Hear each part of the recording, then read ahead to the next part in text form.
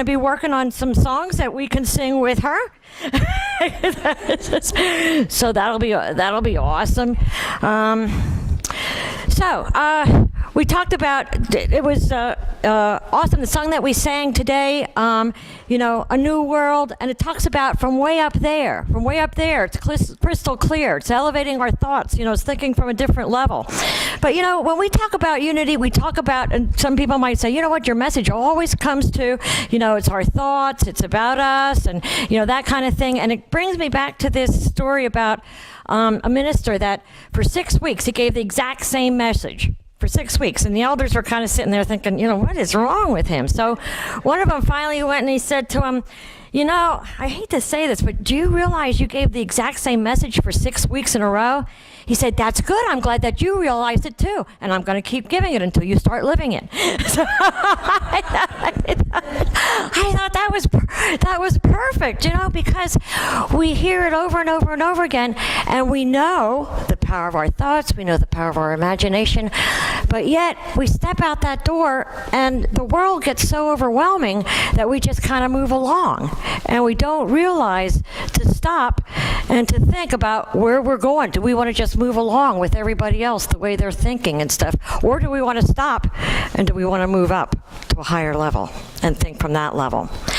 It's especially crucial right now, when we're talking about peace. We're talking about peace and all the things that are happening. So where's our mind? Where's our imagination? Where's our visions? Are we going to step, into fear and move from there? Or are we going to keep knowing the truth, knowing our truth? I don't know if has anybody read the whole As a Man Thinketh by James Allen? Powerful, isn't it? If you never read it, I encourage you to read it. As a Man Thinketh by James Allen. And As a Man Thinketh. And it was actually written in 1902. And it's not that big, but it's jam-packed powerful. And he writes, mind is the master power that molds and makes. The man is mind, and evermore he takes. The tool of thought, and shaping what he wills, brings forth 1,000 joys or 1,000 ills. He thinks in secret, and it comes to pass. Environment is but his looking glass. How powerful. The world is our mirror. And you know what, and I forgot the Charles Fillmore reading, so I guess I'll have to read it. But Charles Fillmore, in The 12 Powers of Man, writes about the work of the imagination. When the faculties of the mind are understood in their threefold relation, spirit, soul, body, it will be found that every form and shape originated in the imagination. It is through the imagination that the formless takes form. It is well known that the artist sees in mind every picture that he puts on canvas. Man and the universe are a series of pictures in the mind of being. God made man in his image and likeness. Man, in his turn, is continually making and sending forth into his mind, his body, and the world about him, living thought forms embodied and imbued with his whole character. These images are formed in the front brain and clothed with substance and life, drawn to the subcenters of the body. Very intellectual people concentrating the intensity of their thought in the head fail to connect with the substance, life, and love centers in the body. And their work, although it may be very brilliant, lacks what we term soul. The thought creations of this type seldom live long. Where the thought forms and its substance are evenly balanced, the projected ideas endure indefinitely. Jesus was a man thoroughly conversant with this law, and every idea that he clothed has lived and grown in wisdom and in power in the minds of those who make union with him in faith and spiritual understanding. He said, "Heaven and earth shall pass away, but my words shall not pass away." We really have to realize how powerful our words and our images and our imagination and our visions are. And, the second part there says about men that are intellectual and they think. And a lot of times we think, well, I do these affirmations and I think these thoughts, I think, thoughts that I want, but it doesn't come to pass. Why is that? The second paragraph there kind of explains that. What's filled with emotion are the things that create. And unfortunately, a lot of times, what kind of thoughts, what kind of emotion do we have around the thoughts, a lot of the thoughts that we think? Fear. A lot of times when things happen, and I always, when I do my humor presentations and stuff, I give people a piece of the puzzle. And I say, what's the picture? And everybody laughs. How can we tell the picture from this little piece of the puzzle? However, when we hear something or something happens in life, how much information do we have? One piece of a puzzle. We have one piece of a puzzle, yet in our imagination and in our minds, we create the entire picture from our piece of the puzzle. And we create it from our past, we create it from our fears, we create it from what other people say, not really from the truth. We create it from our own visions. And a lot of times, why is it when we can create any story, we make up stories to scare ourselves instead of stories to make us feel better, right? we have the option, and we usually don't choose stories to make us feel better. We choose the stories that scare us, the worst case scenario stories. We're the Stephen Kings of our own life. Yeah. Stephen King, move over. Read my mind. Exactly. So it's a matter of consciously being aware of that. And too many times, like I say, we step out that door and everything that we think here and know here and learn here, out the brain, and we listen to the TV and we read the news and we get all caught up on, oh my God, ain't it horrible? Isn't this bad? What's going to happen? Those kind of things. And what we're creating is out of fear. And that emotion does create as much as the emotion of creating out of joy. In the class, when we talk about the how of happiness, they talk about positivity and the amount of positivity we have in our life in regards to the amount of negativity. And they actually did studies on how much positivity you need versus how much negativity to flourish. It's a 3-to-1 ratio. You actually need a 3-to-1 ratio to flourish. So it's incredible, the studies that they're actually doing. But they include there that it's not only a matter of positive thinking, it's heartfelt positivity. It's heartfelt. It's imbued with love. It's imbued with faith. It's imbued with all of those things that are heartfelt.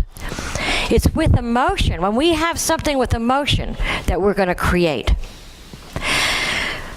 But think about it and you say, wow, that's kind of hard. It might be hard to do.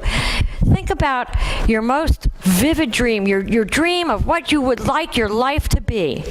And close your eyes and imagine that dream and see how much emotion you can bring around that. If you can really step into that dream, you can feel that emotion. And that's the kind of emotion that we need to create. Go ahead, Stephen. Energy is, emotion is energy, emotion. Exactly.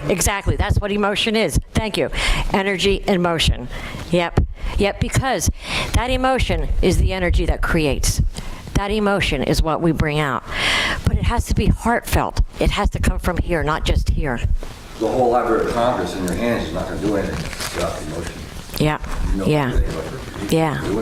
And unfortunately, but when we look at quote problems in the world or things that are going on in the world, what emotion usually surrounds it? Fear. So we wonder why we create the worst case scenario. It's because in our minds, we have to see it. You said be the change that we want to see. If we want to see peace, we have to envision peace with all the essence that we can get. With all the love, we have to send out love. We have to feel that feeling of peace and live that feeling before we see it out here. And we have to hold on to that dream no matter what appearances show. Judge not by appearances, but judge by right thinking, by right-mindedness, by knowing the truth. That no matter what we hold, with enough emotion, we will bring it about. I love, I have way too many papers here. I know this is going to get confusing. But I like this little story. It's called Keep Your Dream. I have a friend named Monty Roberts who owns a horse farm or horse ranch. He has let me use the house to put on fundraising events to raise money for youth at risk programs. The last time I was there, he introduced me by saying, I want to tell you why I let Jack use my house. It all goes back to a story when I was a young man who was the son of a roaming horse trainer who would go from stable to stable, racetrack to racetrack, farm to farm, ranch to ranch, training horses. As a result, my high school career was continually interrupted. When I was a senior, I was asked to write a paper about what I wanted to be and what I wanted to do when I grew up. That night, I wrote a 7-page paper describing the goal of someday owning a horse ranch. I wrote about my dream in great detail and even drew a diagram of a 200-acre ranch showing the location of all the buildings, the stables, and the track. Then I drew in detail a floor plan of a 4,000 square foot house that would sit on the 200-acre dream ranch. I put a great deal of work into this. My heart and soul went into the project, and the next day I handed it in to my teacher. 2 days later, I received the paper back. On the front of the page was a large red F with a note that read, "See me after class." I went to see the teacher, and after class I asked, why did I receive the F? The teacher said, "This is an unrealistic dream for a young man like you. You have no money. You come from a roaming family. You have no resources. Owning a horse ranch requires a lot of money. You have to buy the land, you have to pay for the original breeding stock, and later you'll have to pay large stud fees. There's no way you could ever do that." Then the teacher added, "If you will rewrite this paper with a little more realistic goal, I will reconsider your grade." He said, I went home and I thought about it long and hard. I talked to my father about what I should do. And he said, "Look, son, you have to make up your own mind on this. However, I think it's a very important decision for you to make." Finally, after sitting with it for a week, I turned in the same paper, making no changes at all. I said, "You can keep your F. I'll keep my dream."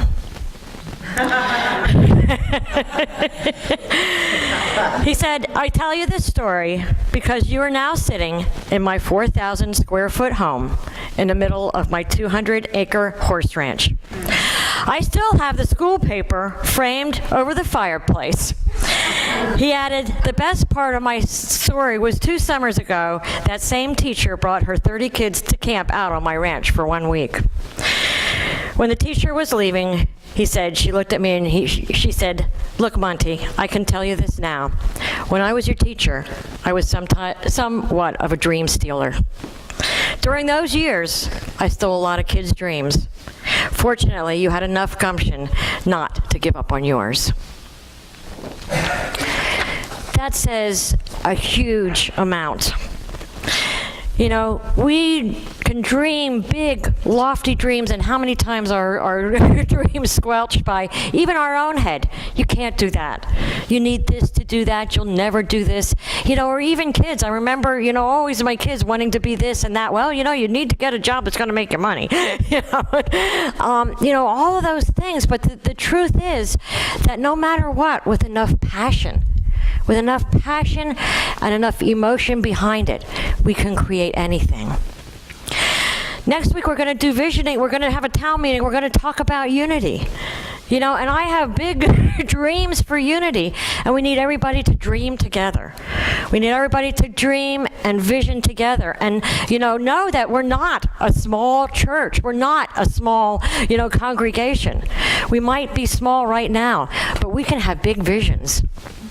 We can have big visions, we can have big imaginations, and we don't have to let anybody stomp our visions.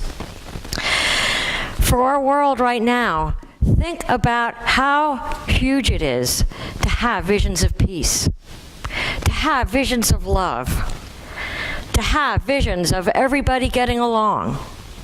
To have visions of people focusing on similarities instead of focusing on differences.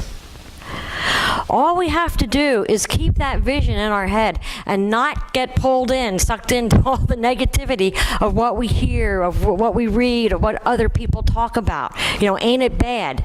And I say, sometimes even us, we sit up here, we get all inspired, and then we go downstairs and we talk baloney. And sometimes we eat it. Sometimes we eat it, but a lot of times we talk it. So, we got to eat it instead of talk it. Walt Disney. You can do it. You can do it. There you go. Yep.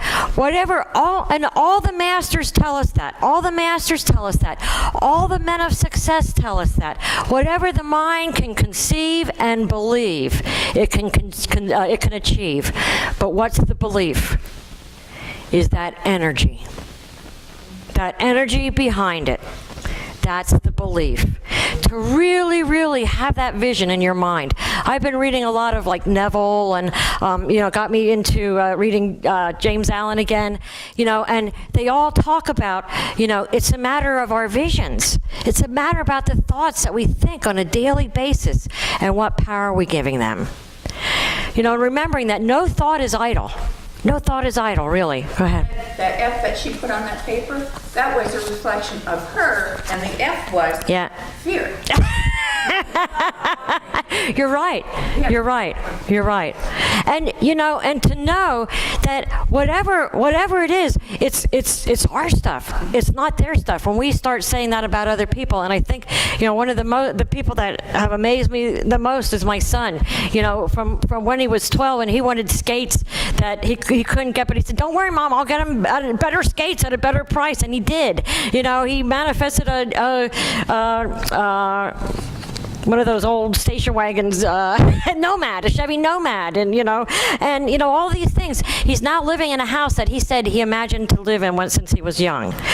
So, it's a matter of, and then I thought when he bought his own house, a young man by himself, like, I'm going to have to go there clean and stuff like that, He shows me up. I mean, his house looks better than mine. So his limitations were in me, not in him. He's out weeding his grass, and I said, "You're making me look bad. Stop." But the limitations I put on him were mine. They weren't his. The limitations that we're putting on the world, well, in thought, they're ours. They're ours. They're our own fears. Incredible things can happen in our world.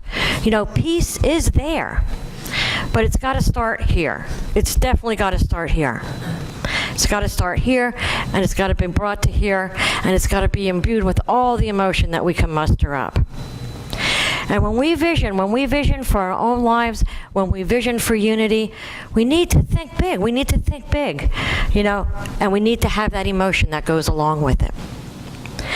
Sometimes I already said about affirmations. I've said sometimes affirmations don't work, and sometimes they don't. If you say an affirmation that you can't accept, and your mind says, "Oh, that'll never happen," that kind of thing. You have to say the affirmation until you really start believing it, until that emotion is there that you accept it, and then we'll see it. It's not a matter of, once we see it, we'll believe it. Once we believe it, then we'll see it. Jesus showed us that time and time again with the miracles. A few weeks ago, I talked about the guy that was laying at the pool and blamed everybody else, for getting in the pool. So, but he said, "Do you want to be healed?" And the guy said, "Yeah, I want to be healed." He said, "Well, then get up and walk." And just by him saying that was enough belief for him to envision himself getting up and walking, and he did. So it's a matter of what we believe. Our belief is that energy that goes along. There's and sometimes it doesn't matter how we get to that point that we believe. It's a matter of belief and energy. I like this little story called Destiny. During a momentous battle, a Japanese general decided to attack, even though his army was greatly outnumbered. He was confident that they would win, but his men were filled with doubt.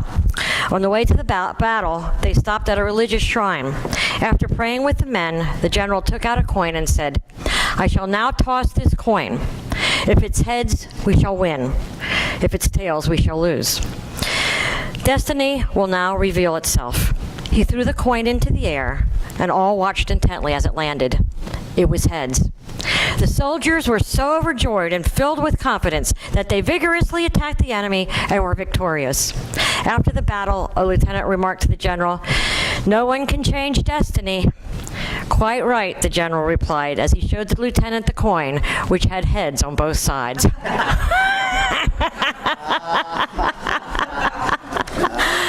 So sometimes it's not a matter of, it's a matter of believing. Not how you get there. There's also buzzwords too about the placebo effect. Mm-hmm. People think, something wrong is not. Yep. We definitely create our own, James Allen talks about that, and I love this part of his, As a Man Thinketh, on visions and ideals. He has a section in that book called Visions and Ideals. The dreamers are the saviors of the world.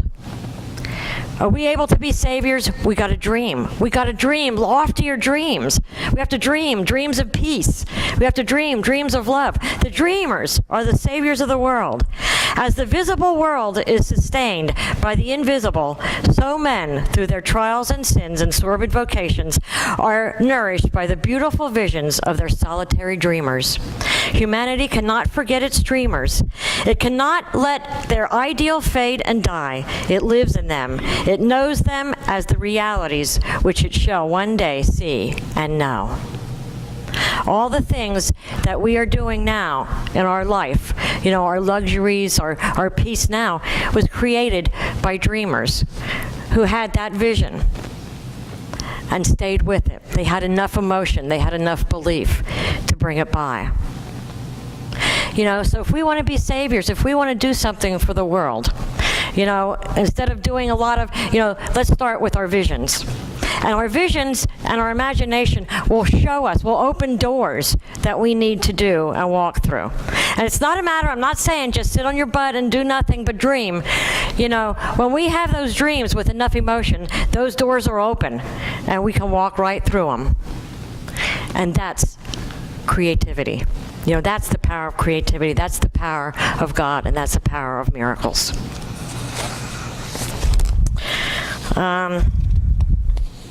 When we talk about thinking on a higher plane, that's what it's about. It's about elevating our thoughts to the thoughts of the spiritual, to not being wrapped up in the way it is.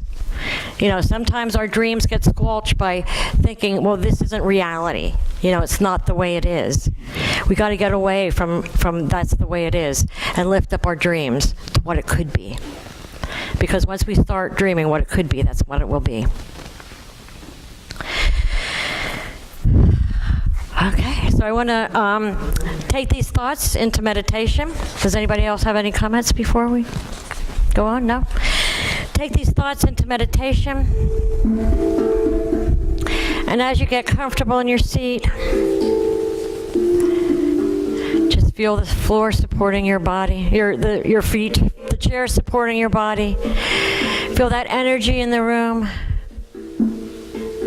Feel that sense of peace, that sense of love,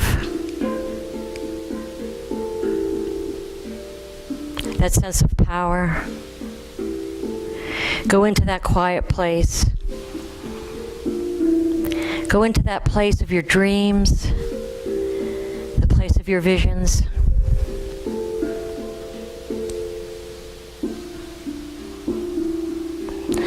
That place where you hold your heartfelt desires,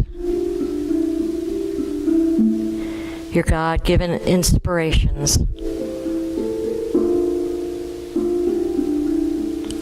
As you sit into that place, I invite you to bring your loftiest dream into mind. I want you in your imagination to live that so vividly, it feels as though you're there. Don't watch it as a movie, but live it as if you're in the dream. Feel the emotions. Hear what people are saying. Feel the excitement. Feel the joy. Feel the love. Feel the sense of well-being, the sense of accomplishment. Most of all, feel the sense of gratitude. The sense of gratitude for God bringing everything to you that you needed to fulfill this dream.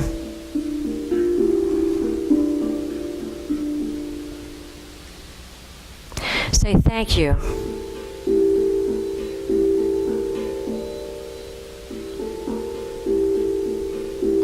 For I knew my dreams would not be forsaken. I knew this was my purpose.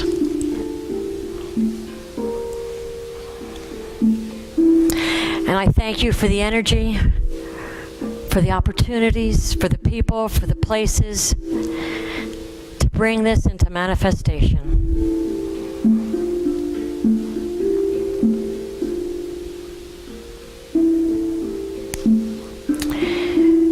Before we leave this visualization, I want everyone in this room right now to bring into mind your vision of peace in the world, where all people can love one another, where people can live with a sense of opportunity, where people can live in joy, where people can know God.